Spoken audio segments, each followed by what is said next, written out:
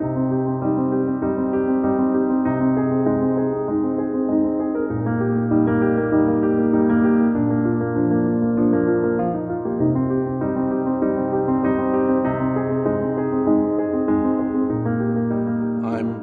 think, the fourth generation of Stones to be working in Lower Manhattan, so I've always felt a link to being a downtown New Yorker. All I ever wanted to be was a downtown artist, and I'm happy to have lived my life as one. So I feel very rooted in Lower Manhattan, and always would paint out my window because it was there and it stood still. So part of my practice was always painting out my window, painting the downtown skyline. I did it for years. It's difficult to grasp what this was like down here in the days and the weeks that followed the attack, the months that followed the attack. It was the saddest place on earth. There was nobody who was saved here, after the initial hours.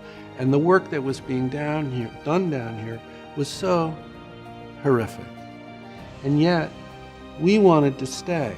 I had 2 young daughters. I wanted to maintain some semblance of our regular life because at the time, it seemed like a patriotic thing to do.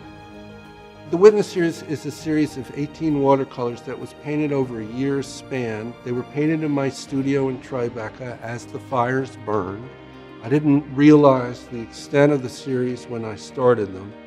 Initially, I was just trying to get the pain to stop.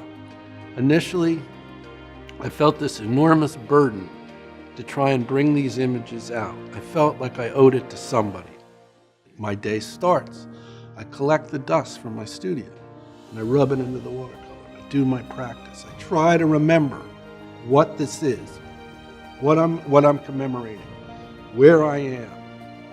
All I felt was pain. All I felt was grief.